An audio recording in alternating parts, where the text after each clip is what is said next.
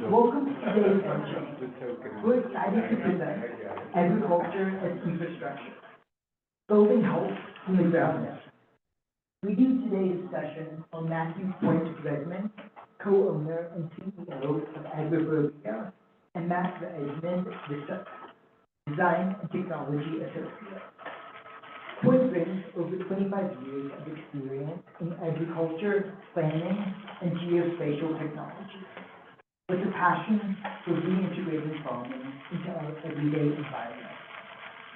Matt combines backgrounds in biology, economics, and industrial design to explore how advanced technology can reshape our food system. Together, they'll share how the future of health, sustainability, and agriculture are deeply connected through AI, sensors, precision nutrition, and even tomatoes that can talk. Please join me in welcoming Quinn and Matt Redmond.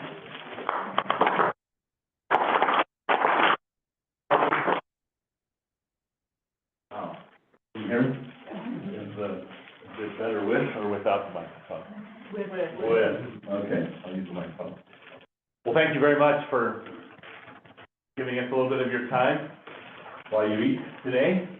This is all about food. It's about a variety of things. But just so we'll get it straightened out right away, I'm Matthew Cook Redmond the fifth.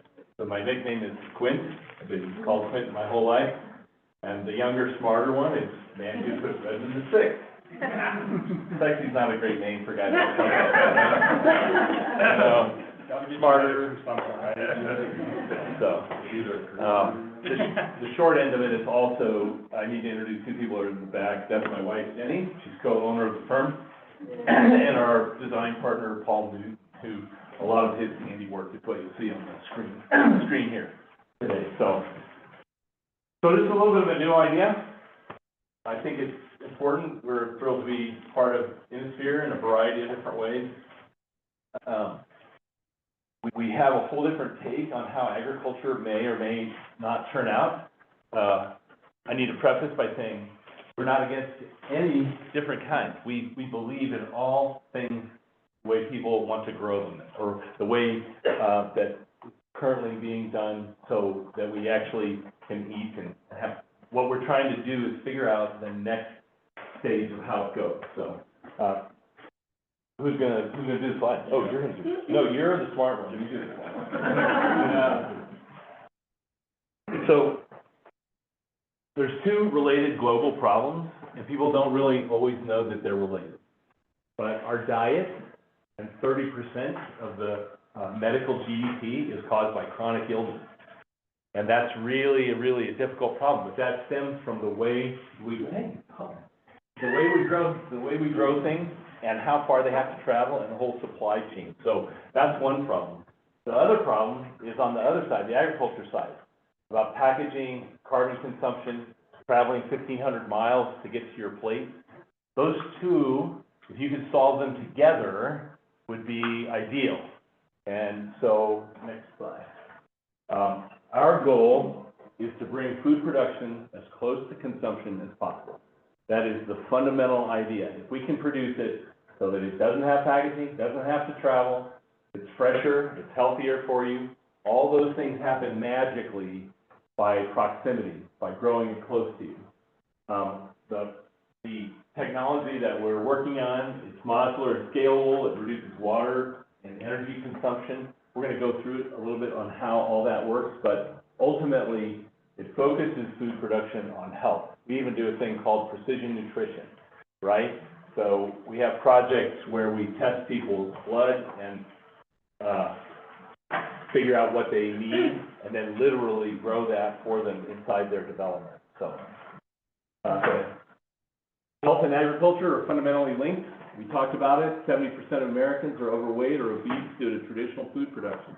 It's a complicated thing, but the reality is we're all starting to realize that the way we produce food en masse is sort of like other things that you do when you're trying to do it at scale. It's similar, all the same, it's not custom.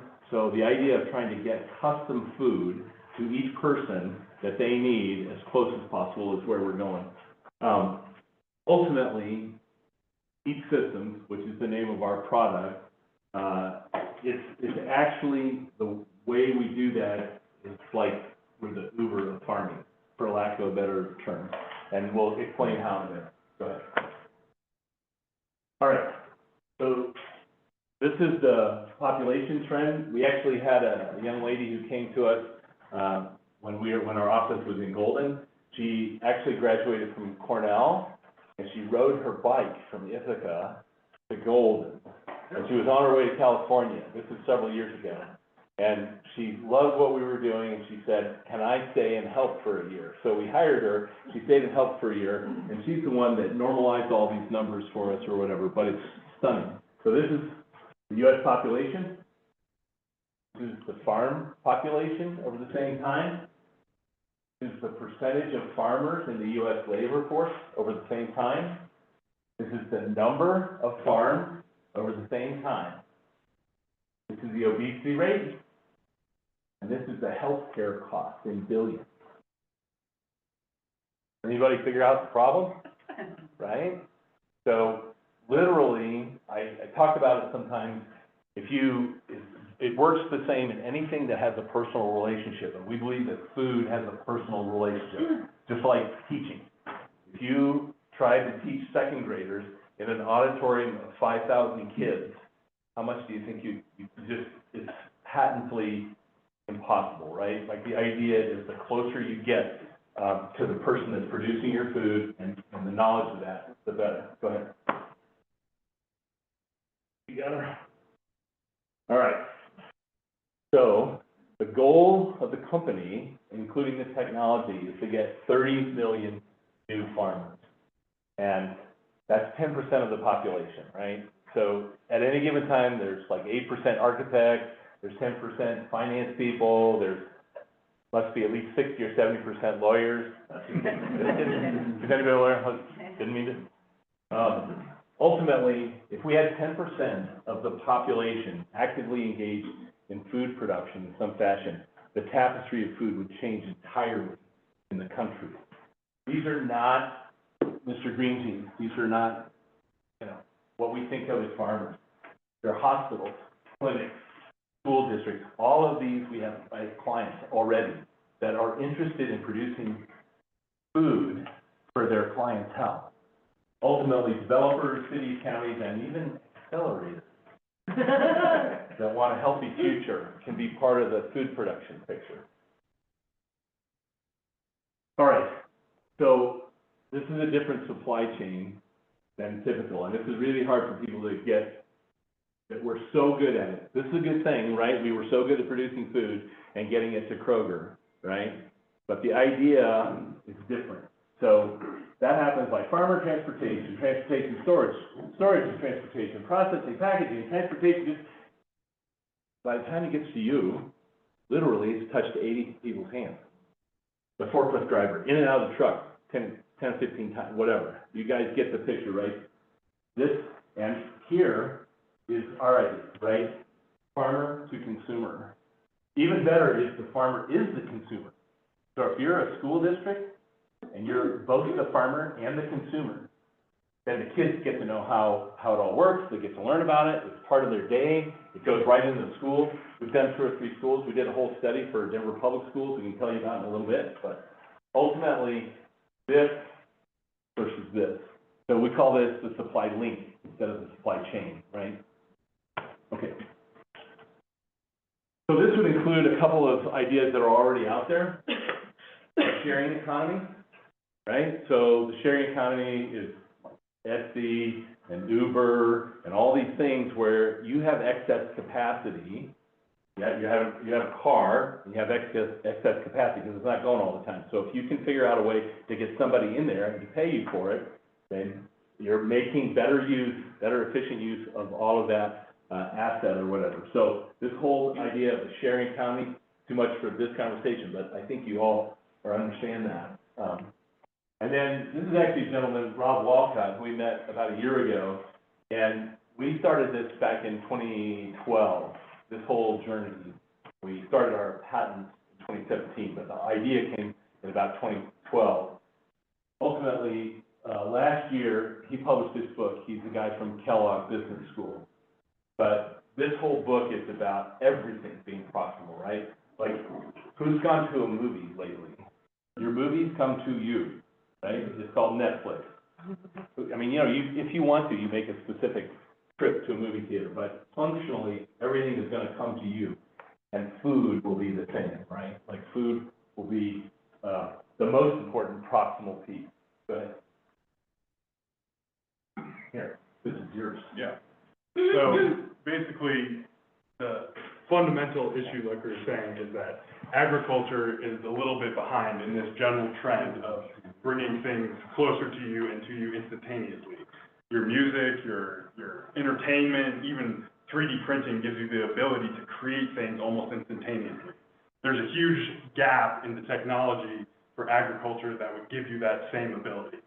So out of that, we have developed over the past, I don't know, it's 8 or 9 years now, this technology, which is EAT systems, or environmentally augmented technology.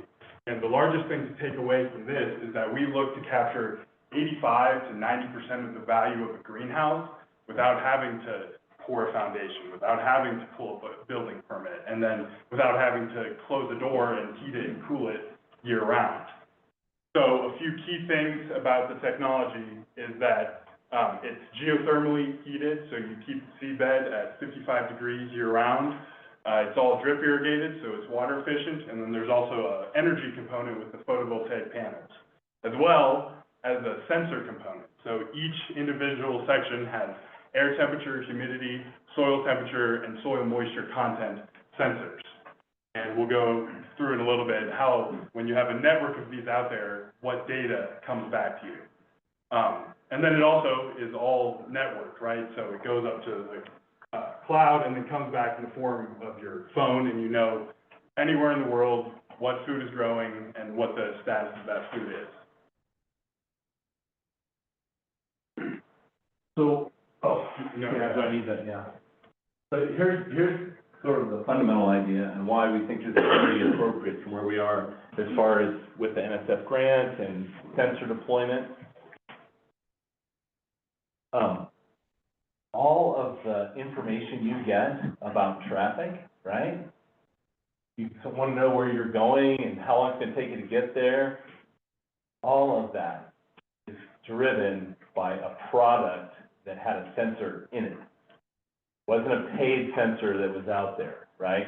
So every car, every phone, every whatever is running around on the road network. So we need to do the same thing for food so that we know where all the food is. Go ahead. So literally, all of the hospitals, there's 8,112 hospitals in the country. And every one of them, we've already done 3. We're already working on 3 of them.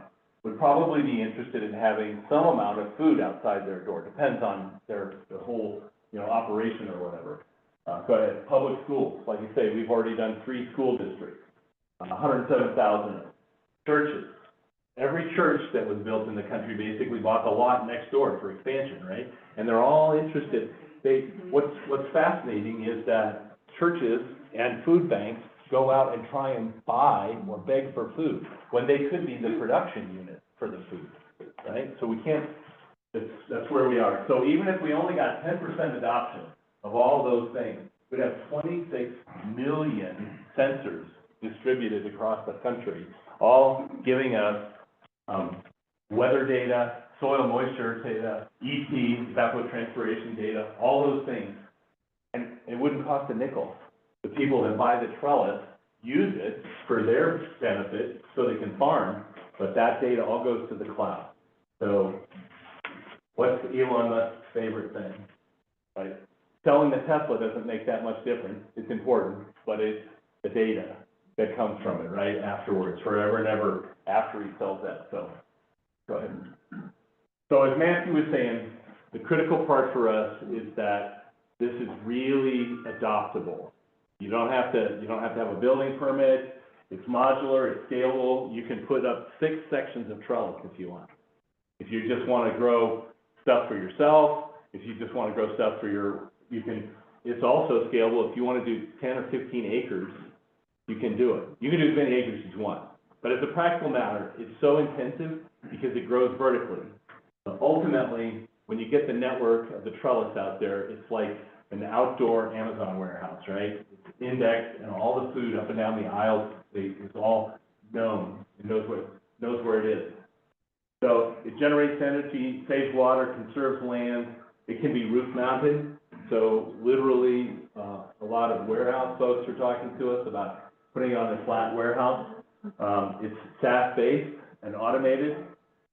So what happens is the drone flies up and down the aisle, or the robot goes up and down the aisle, and it takes hyperspectral and micro LiDAR, both, only it takes it sideways at the trellis, and it actually can tell you what's growing, what plant it is, detect disease, all of that stuff. We're not there yet. That's the reason we're here at Innisphere, because that's the plan, that's what the patents are about, but we're developing all that. Ultimately, this comes down to food security planning. So in the long run, if you know where the food is out there, the cities and the towns and the counties are all very, very interested in knowing how resilient they are. So at Fort Collins, say Fort Collins decided, oh, let's give a tax break to anybody that wanted to farm with the EAT system, and you got 10 or 12,000 acres of this out in Fort Collins, you can instantly get a picture of how much food is available and when it'll be available and how much is growing. Like you say, all of a sudden, all the data becomes valuable for how resilient that specific area is. And we call that the community food fraction. So what we do, we've done this study multiple times. We did it for Oahu, we've done it for Douglas County, you can do it for a building. But ultimately, the question is, how many calories does your community consume? So say for the city of Fort Collins, we actually calculate that, it's trillions of calories. Why do we use calories? It's a fungible thing. You might not like tomatoes, you might not like potatoes or whatever, but everyone in here consumes 2,000 calories or 1,800 calories. We actually, the model is sophisticated enough where we can even put ethnicity and income and all kinds of things in the model to figure out how many calories are consumed. Take the same piece of geometry, we say how many calories are produced. We call that the community food fraction. 50% of the calories that are needed are consumed within your city.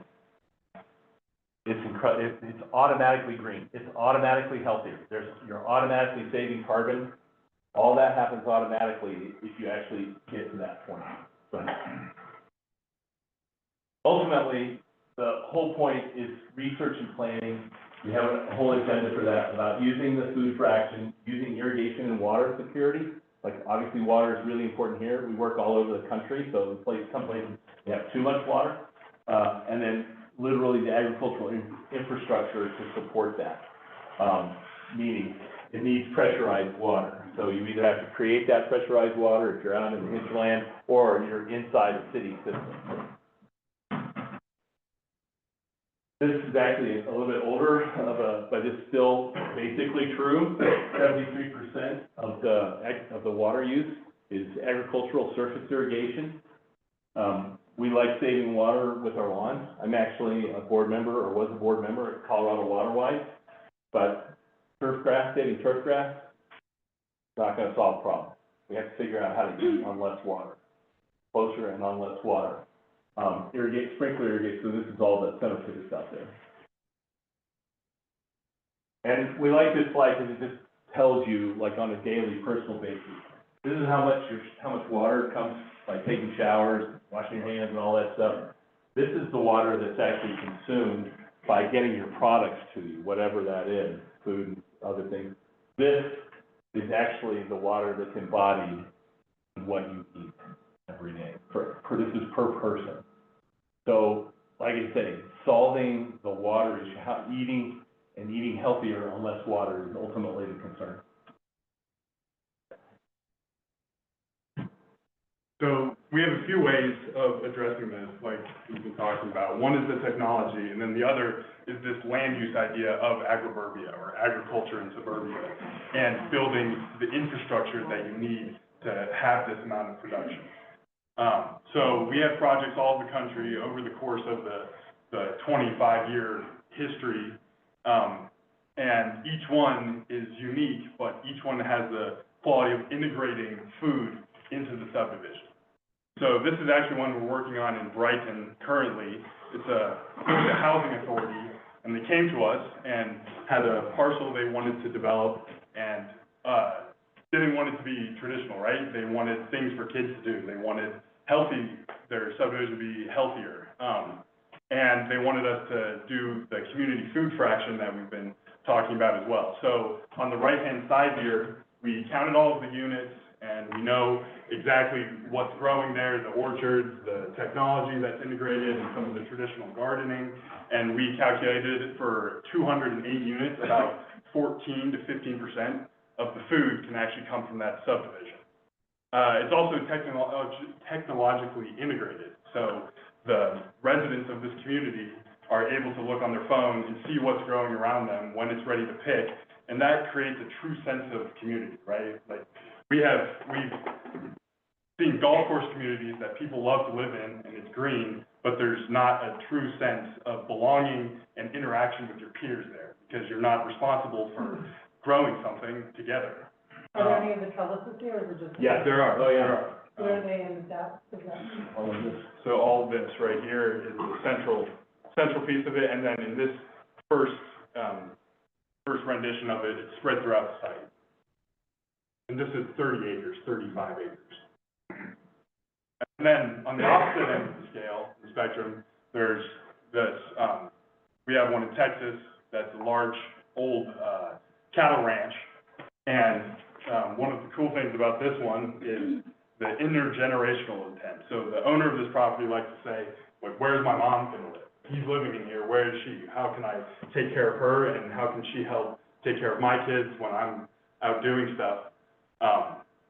So part of this, at each entrance of the site, we have a farm, a working farm. So as you drive in through agriculture, and you almost decompress as you drive to your house.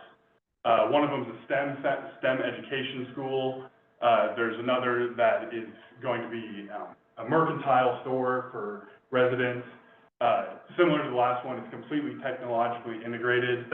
And then this one, we're actually working on testing. It's a little bit gross, and everyone's eating, but You have to say it while they're eating. It's true. We're looking at testing the effluent, not only to water the woody stem orchards, but also to see what nutrition and what food people are missing. And then that gets grown within the subdivision and fixes people's chronic issues.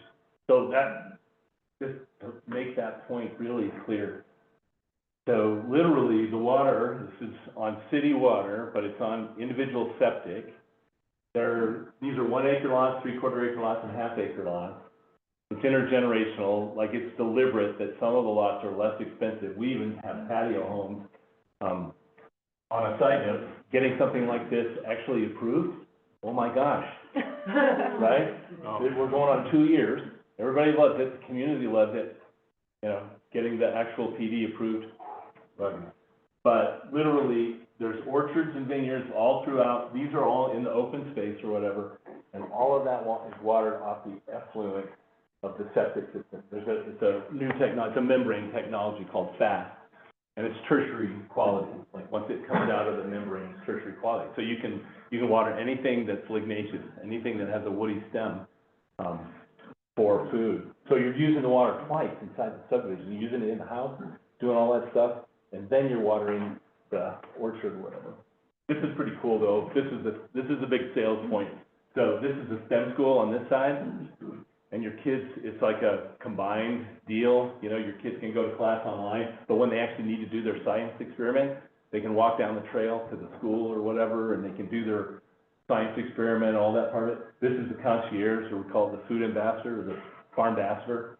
And you can drive in, and literally, there's all your Amazon packages are waiting for you, and 10-minute-old food that was ordered from your phone on the way in from the site for your dinner. Where is this located? This is in Flower Mound, Texas, in Dallas, Fort Worth. We have them all over, though. We have one in Columbus, we have them in California. Internationally as well. Internationally, we did one in Shanghai that will never happen now. But this is fundamentally moving production as close to consumption as possible. And it's not an all or nothing thing. We have people come and say, well, we want 100% of the calories to come from inside the, well, you know, maybe, maybe not, but, That cow can be in your living room. pardon me, that cow can be in your living room. But this one actually does have grazing in the center. This is an old piece of prairie, so we're probably not gonna do meat, but we're gonna do like a creamery. This thing. So are the units at the houses, or are they just spread out around the property? So the trellis units are all in the different farms. It's a little hard to see in this. It's sort of, not as clear, but this is a farm, and this has, an acre of the trellis. And then it has a couple of other, like, regular things, some orchards, and we don't think we're gonna replace all the other technologies. We're saying that there's no way that people are gonna build a $20 million greenhouse system here and then try and heat it and cool it forever to eat, right? So we came up, that was literally the driving force behind our technology, is to say, how can we capture most of that capability? You know, 80% of the value of a greenhouse to grow year-round and cool and keep insects out and, you know, do all that stuff without having to pour concrete, without having the building cost $1 million or whatever. And then, There's about, just as like this is 335 acre project, has $3 million worth of our trellis in it eventually. and then functionally, it's also all professionally maintained, right? That's part of the largest issues that we face with the current community system for agriculture, is that someone leaves the hose on and then it ruins everyone else's plant. So it's essentially set up like a golf course, Right. golf course, development, except the amenity is food instead of playing golf. Right. Which people produce together. Like, people have a hard time to imagine this, but you get a text from your grandmother who lives in the patio home over here, and your grandkid, and say, I'll meet you at the community center, or I'll meet you over there, and we need to get the 52 pounds from section 23, row 8, right? And so then you stop, you get all that, and then you can those tomatoes, or that whole activity being productive together, yes, ma'am? So that's kind of my question is, where does this go with food preservation? Is this something that you guys are facilitating, or that's gonna be on the people that are taking advantage of the system to learn how to preserve this food to use in months where they don't have access to fresh, or are you gonna get? to Oh, that? no, you're like, I'll pay you for saying that. For bringing that up. But we have a slide at the end that will tell you exactly how that works. Wonderful. So we're only 300 slides from there. Okay, awesome. So this one is, So this is pretty interesting, don't you think? so we kind of took the liberty of going out and taking the parcel that is the vacant lot next to Innisphere's current property here, and doing a few calculations and drawings and laying out a new building and some of our technology to figure out how much you really could produce intensely right next door, and then even eventually have it over there while you grab lunch for lunch. So we could be eating next year. You get Mike on this right now. Next year, we're gonna eat from the lot next door. No, it's possible. I don't see the big lot, not barbecue. There you go. No, I know. Protein. The ultimate comfort. No. So we put together a few numbers, to show kind of comparisons of what you actually offset by bringing your food that close. It produces about 51,000 pounds of tomatoes, and it seems a lot, but we actually know from personal experience and projects we've done, that's probably a little bit conservative of what you could actually pull off of a lot that size and the roof. This is all trellis, and this is trellis on the roof too, just so you know, and then it all has PV on it as well.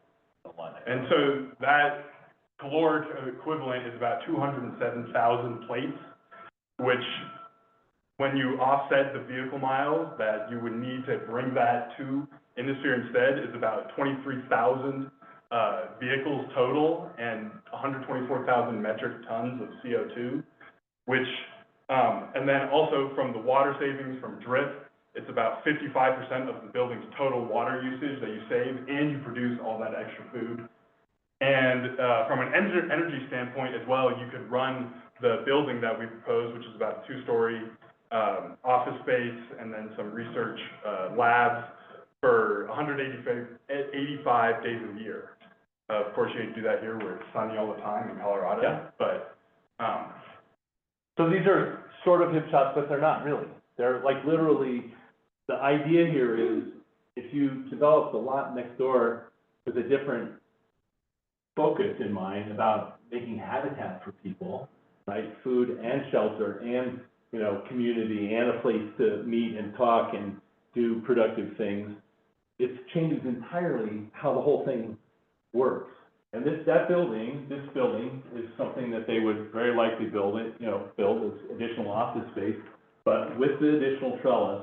And then also, basically, well, how do you pay for all that or whatever? Well, there's CAM charges that maintain the whole building, the whole lot, right? Like, people pay rent, and there's like a whole economic system that maintains, luckily, Innister is way ahead, right? And so that we don't have a bunch of lawn here, but the idea is you're maintaining the lot anyway, right? There's a maintenance component of it, and if you pay that money into food production, or at least partially into food production, and then it's frankly just a lovely place. Like, if you're sitting out here on the plaza or whatever, and there's food, literally, you're surrounded by food.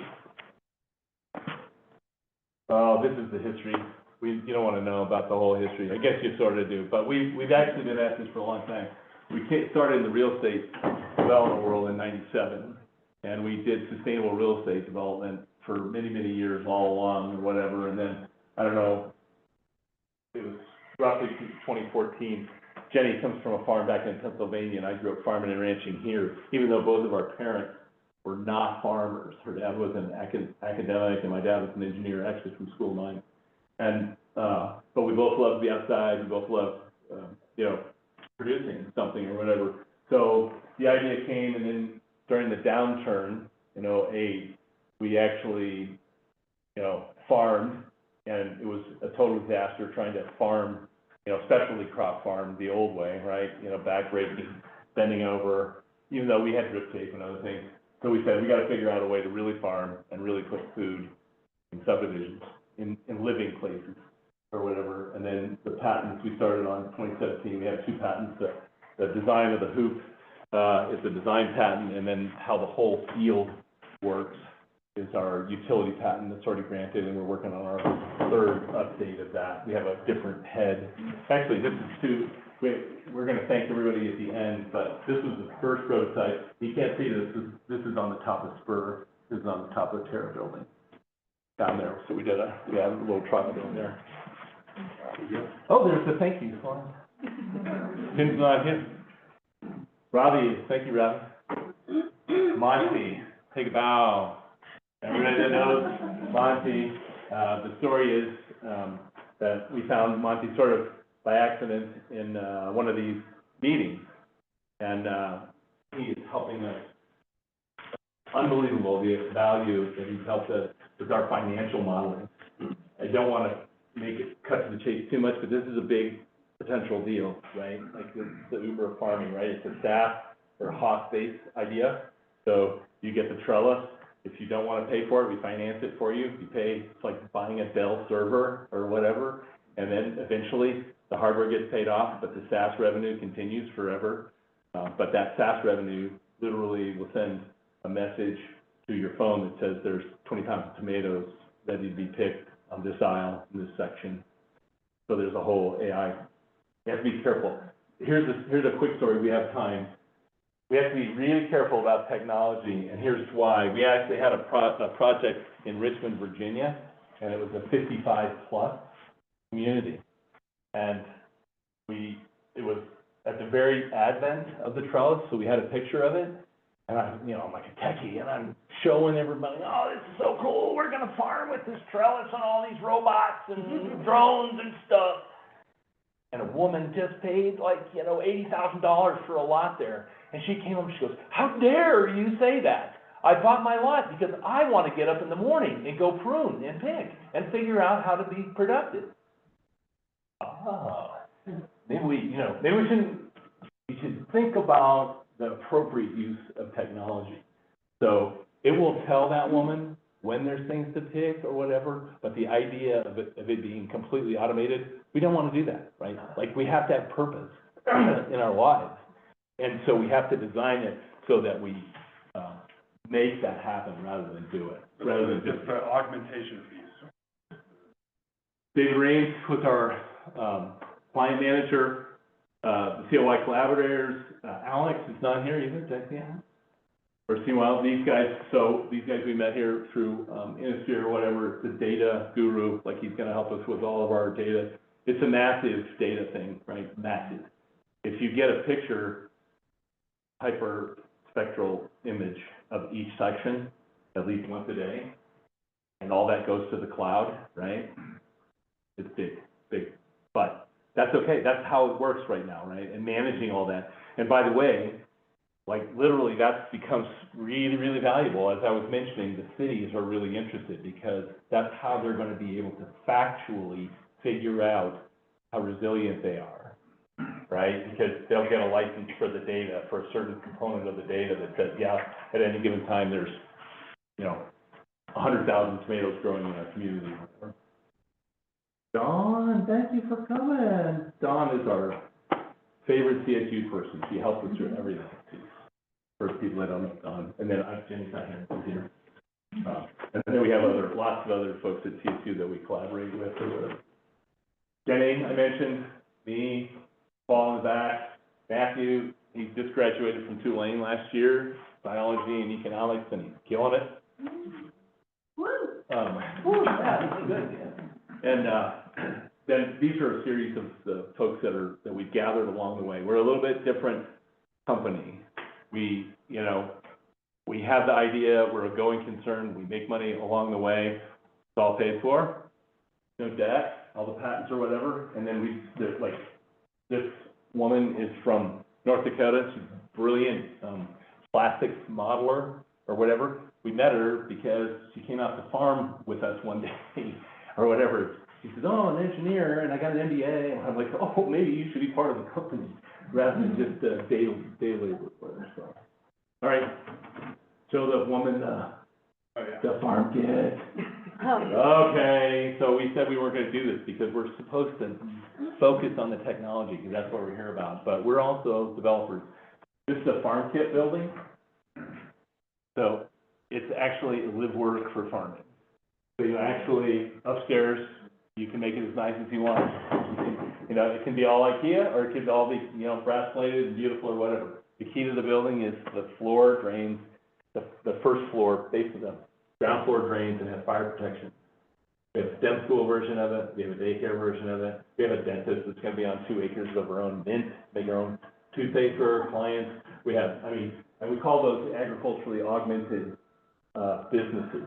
So the idea that you're selling agriculture as a tomato, right? Basically, it's a cost of goods sold. Agriculture, doing the agricultural piece is a cost of goods sold for being a dentist, right? Or for being a daycare provider, or for whatever, because it's all better that way. You want to know how we came up with the list of things that are cool? We made a list of all the things Jeff Bezos can't fly to. And those are all better on a farm. Right? They're all cooler, better. All of our patients, the dentist that's trying to find a place to build one of these, she's like, people come and they either have a toothache or it's their six month deal, and I never get to talk to them and never whatever. This way, I'll put out a thing on my Facebook that I'm picking all the mint, come help me. It's a game changer for community. Do you have another slide? It's just more about it's the Amazon. Yeah, Amazon proof. Oh, he had a slide, he was hiding them. Anyway, so those are all fundamentally premised on a different way to farm that's not bending over and just trying to farm the old way. It's basically building some sort of infrastructure that allows it to be vertically much more intense. So the food that comes out of the trellis system is 3 to 10 times more dense than ground-based, like bush tomatoes or whatever, because they're growing vertically. And then to be able to put all that information in the cloud so it can be shared appropriately between. And that's what, so like the producers, what it's saying, like they want to put the trellis on their corner. It's like it's instant because then they just share it with whatever restaurant's going to buy it. The restaurant has to get it. All right, go back. I'll go back to this. We have a short survey, thank you survey, everything like that. If you are interested or want to give us feedback about the technology and then the whole idea in general, but You're the guinea pig. so, So this is the first time we've released the QR code. So if it blows up, But they're on the tablet too. oh yeah, they're on the tablet. So there's swag up here for anybody that wants those tablets, there's a QR code on it or whatever. I have a question. Yeah, so what's the time, 12:44? We have some time for Okay. discussion, yes And you ma'am? may not have the answer, but then maybe it's just some I'll lie. food for thought, ready? So, in the eastern plains of Colorado Yes ma'am. is filled with rural communities that are shrinking because farming, family farms get bought out. It's not feasible for the next generation to stay out there and farm. Is this system that you guys are developing something that could be scaled and feasible for a community that would actually not only provide food and community, but an economic development opportunity to revitalize the small communities? And have you considered approaching these communities about it? Bless you for asking that She question. works with the rural. No, so what I was saying, Way too much about way too many things. No, okay. I have to be a little careful here, and Don is my total friend, like we go, I don't know, we've known each other almost 20 years. Something, yeah. This is a national problem that we have, the urban-rural thing, you can name it any way you want, but the reality of that is that we have to find a solution so that people are happy where they are doing certain things, and the technology is the way that's gonna start to happen. My favorite town to talk about is Hugo, because I like to say Hugo. I love you, but Yeah. our water system is disintegrating. Oh, yeah, but, so, There's no water left on the plains. There's So no the water. water Right. that's left on the plains is gonna have to probably be used on higher value crops or with more efficient technologies. I just came from our ag extension meetings, and, the climatologist came, and it's not gonna be a good, I talk about So- Hugo all the time. I'm sure you do. so here's the key. So this is part of the community food fraction and all the studying we do. More value on less water. I mean, it's my daily diatribe. I've been on Colorado Water Rights Board for 7 years, like, in a variety of other, positions or whatever, but we have to find, that also includes perennialization, right? So you can grow anything you want in the trellis. We have espaliered apples in the prototype, you can grow tomatoes, you can do any stone fruits, whatever you want.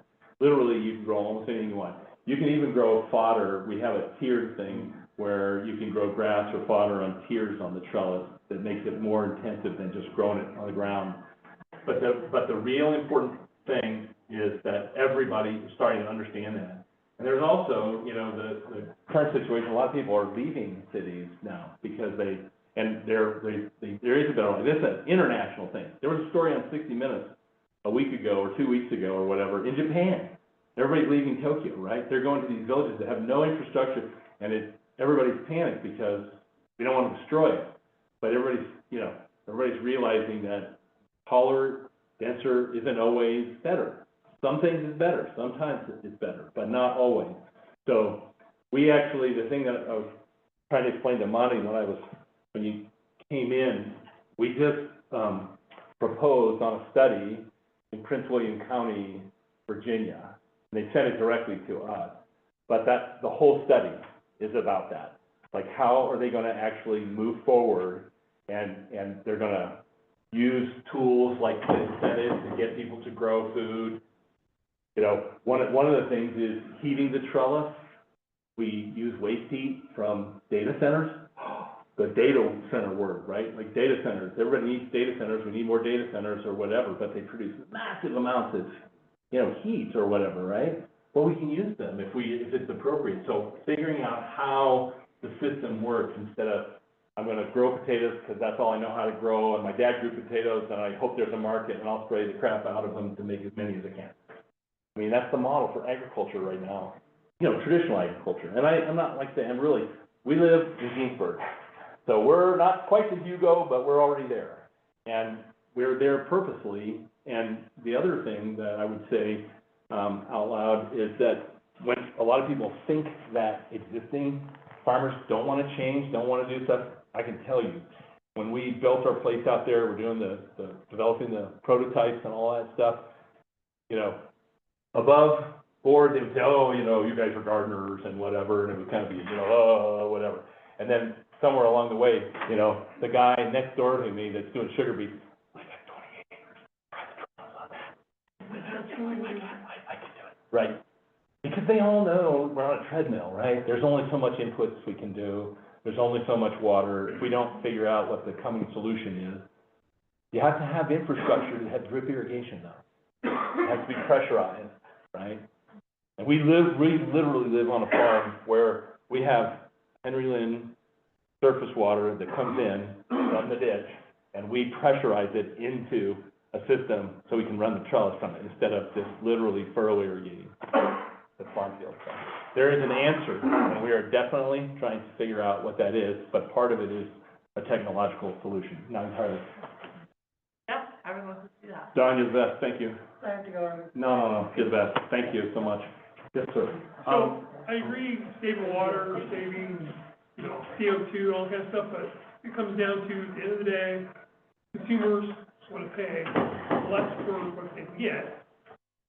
Based on economy and scale, if I was a community and I wanted to do this, what's the cost difference in, like, per ton of produce? The food is free because it comes as part of your CAM charges, right? Like, this is the interesting part of this. Once you get out of the wholesale retail, everybody, buying that, where it gets marked up, all the food is virtually free. If it's literally growing in your community and your HOA dues are paying for the guy, gal, the crew that's maintaining all that or whatever, just like they would be, the hardest part that we have come across from that situation is how to distribute it, because there won't be 100%, right? And how, what do you grow, the community, like we have communities, where we actually, took, ideas, what's the crop rotation gonna be and stuff like that, because everybody has different tastes or whatever.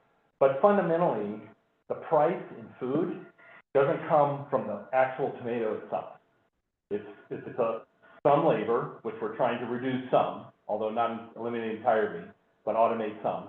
And then transportation, packaging, and literally all that goes away. So if you don't have those components, do we have the food dollar one? Oh, Paula has a brilliant slide that we didn't bring about the food dollar and where it goes. And literally, just the marketing cost that you pay for avocados from Mexico, right? So we eliminate all that because it's surrounding, if you're waiting on it. But it's not a total answer, but it's a great question. Like, that's part of a different economy. Yes. So how do you deal with food safety issues? So Johnny's kid comes out there and doesn't handle washing very well, and all of a sudden it goes to your grandmother and she gets food safety. Oh, yeah, no, totally. So, Jenny, you should come up and answer this question. We run a bunch of different farms. We have, the reason this came out is because in '08, when we had to do something else for 10 years while everybody recovered, we figured out, we tried to farm traditionally, specialty crops, not commodities. And so we actually developed a whole series of food safety, FSMA, GAP and GIP, all of those. In the building that we showed you, 90% of the things that are required in GAP and GIP are embedded in the building, right? Like the floor drain and fire protection and the smooth walls and all these things that the FDA and the USDA tell you have to do to have safe food. Totally agree, but like if you try and go build that or retrofit your barn, but that's why the building takes care of like 80% of what you need to cover for that, including the trellis, right? So the trellis is monitored, you can see it, you can, that doesn't mean that this is, not run by people, right? And you have to train people. We actually have a farm. We didn't do it this year. This was the first year that it didn't happen, but it's on the third floor of Lake House down by Funds Lake. It's the most productive 3,000 square feet you can ever imagine. And the way we handle all of it with that is we did all the work. We were actually trained. We have all those certifications. We do that. And then literally you can reach in to the farm. It's like I say, it's up next to the swimming pool. But you can reach in and you can get whatever you want yourself for the first 3 feet of the farm. Everything inside that, you have to actually call us, you have to be with us, and we train you, and we have a signed form that you went through the SurSafe training and all that stuff to help us on the farm. Turns out people are really into that, right? Because it makes them belong, right? It's, they're part of the thing. We learn how to do it, whatever. And so, yeah, so. You should talk about McClellan too. Oh, yeah, so we did you just want me to get choked up.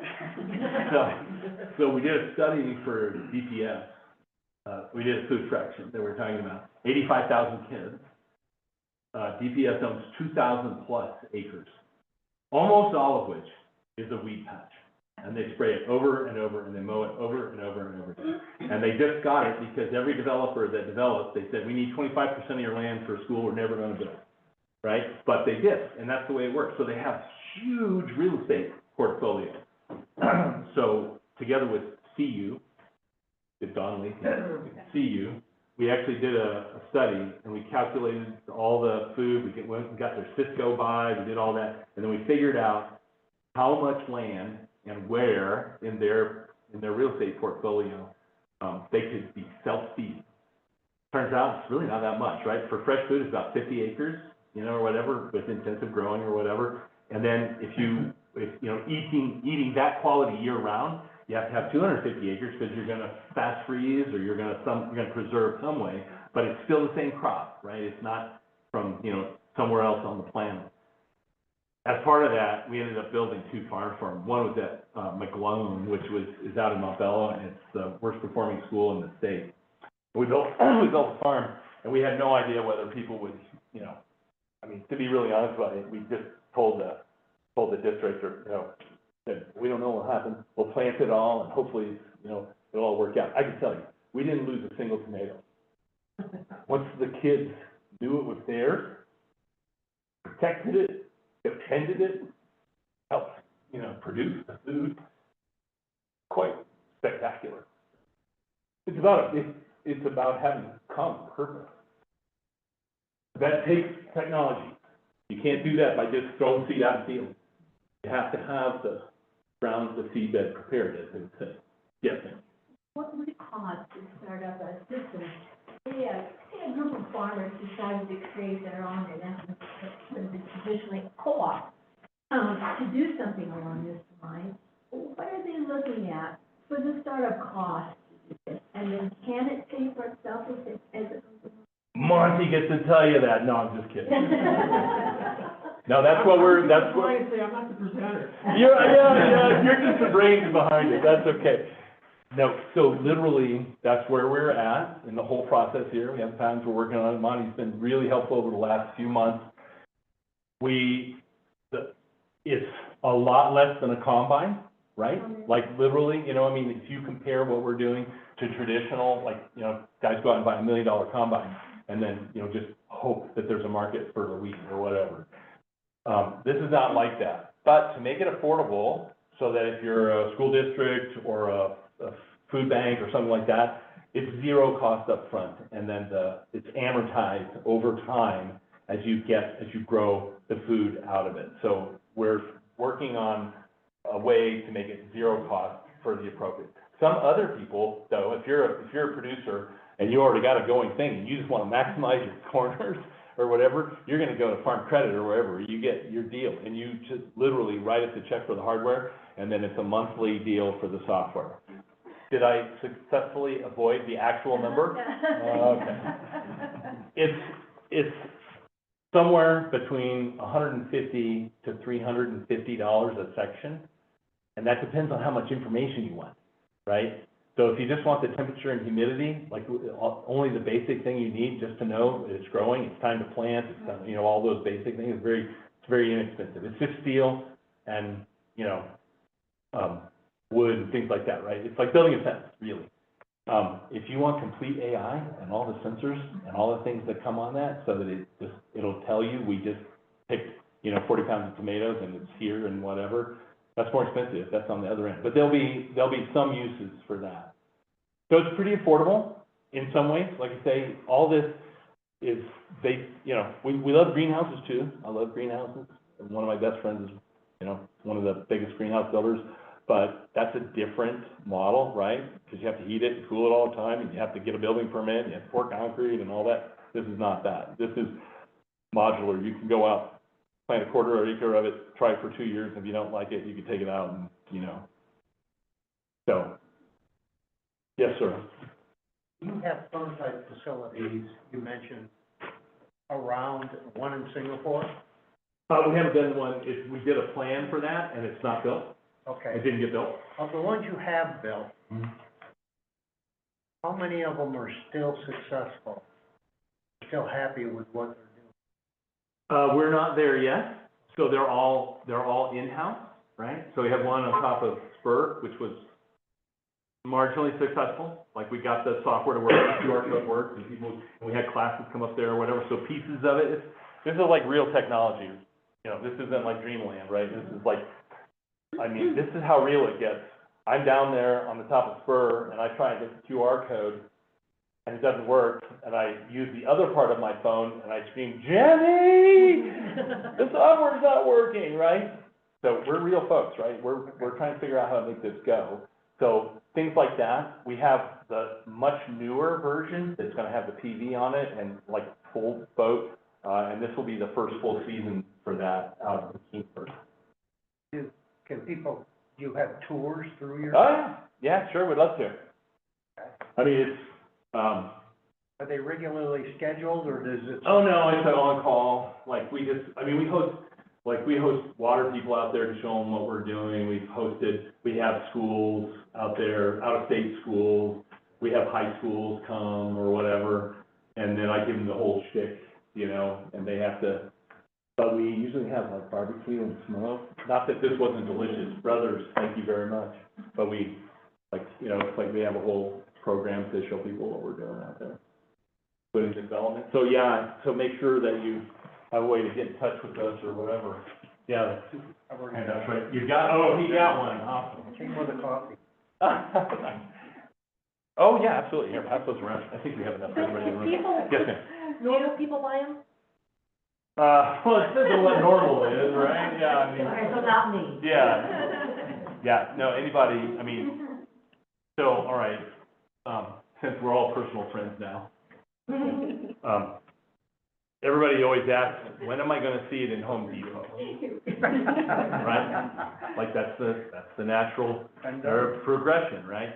We don't think that's gonna happen right away, because for what you said, real commercial food production takes skill, a lot of it, and a lot of knowledge, right? And even with the technology and the assistance it does. So, but eventually, there'll probably be some commercial version, or some residential version, where you can buy it, it'll be the same technology, and you can use it in your yard or something like that. And then it's more like the Cottage Food Act, if you know how the cottage food things work, right? Like you can, you know, go $5,000 worth or whatever the minimum is in your state or whatever it is. But those rules don't go away because of the knowledge requirement. Yes, sir. Yeah, a lot of talk about growing tomatoes. What other products are you looking to grow? No, we always do tomatoes because they're the money shot. Like any specialty crop farmer will tell you, like if you can grow tomatoes and sell them, that's the most valuable, you know. But almost anything you can think of, you can grow in the trellis. So if you know the term espalier or espalier, so you grow stone fruits, apples, peaches, pears, and lignaceous. Thank you, sir, very much. Yeah, sorry, didn't mean to run off. No, we're good. Deadline. So literally you get walls of apples, which is also very useful for automation, right? Instead of trying to, you know, they have drones that have suckers that are trying to pick apples off of a real tree, right? Well, this is like a wall, you just go down and, you know, and collect or whatever. So all the stone fruits, all the trees, all those kinds of things, all of the annuals that you want, like cucumbers, specialty crops, tomatoes, we're at beans and peas, all those are trellis. There's a bunch of books out there now called vertical gardening, Okay. but they all specify plants that do even better by growing vertically. This was all part of the plan with the trellis, right? Like it was like, you know, how do you get more intense per area? We're trying to save land too. So, and then we didn't probably make it clear enough, but there's a covering, it's plastic covering that comes over it, and it's all heated, so you can grow into December if you want. It depends on how much fuel you want to spend or whatever, but generally they're geothermally heated, so it doesn't cost you any fuel, you're just circulating the water or whatever. So if you've ever gardened or especially crop farmed, 90% of the game is trying to guess when to harvest before the first freeze, because then you lose everything else, right? And so this is just, it's augmentation, right? You just, don't have to do that. You just cover it for that last week and you get every last whatever tomato that you're growing, which changes the game for farming, right? For production. And we're not trying to be the biggest, right? Like, these are not the biggest installations. These are, right? Like you say, it's like, I have a real purpose. If you say you want to just make a little extra money and you have, a quarter acre next to you that nobody, that you own, but all you have to do is mow it all the time, and you want to grow saffron, right, or something really, really valuable, you can do that. And the analogy is Etsy. The reason Etsy, the website, everybody know what Etsy is? The reason it is unbelievably successful is because you can do 3 necklaces a year and make money, because you don't have to market, you don't have to pay for anything, and there's 1 million people that will type in necklace, right? And so when you use the cloud-based technology, somebody types in saffron, and your little, 3 of these units that's growing saffron come up and you sell it. And it's a game changer for how farming will really work. And people we really think in the long term, we're gonna go back to like the country fair thing, where you'll have tomato contests, or you'll have, pumpkin or squash, and it'll all be online, right? Like, here's the stuff growing on my trellis, how about yours, Yours gonna be the blue ribbon this year, because the technology, the cloud, that was more than what you asked for, but, sorry. No, thank you. Yes. Do you have contractors in this area to build what you have available? Well, we're actually trying to, be local, and we have the farmer who's doing all our fabrication right now, down in Kingsburg near us, we know all that. When we get to a place where we're gonna do installations, we're, either gonna figure out how to get local landscape companies or people that wanna, sign us to do that specifically. I mean, if you wanna have a gardening, the difference between gardening and real farming is sort of size, but it's also sort of the economics of it or whatever. You're still growing food. But ultimately, if you wanna do that, we would train you, so to speak, and then you might be operating, it's like a lawn service, right? You might operate 20 or 30 acres of stuff that's all over Fort Collins. Right. And you can do that because there's a picture of what happened yesterday, 10 blocks away, you don't have to drive. We unfortunately have to go because my son's getting his wings at the Air Force Academy in a couple hours. So, but you can see how that would actually really work to your advantage, right? You don't have to drive everywhere, you manage it. Yeah. Thank you all very much.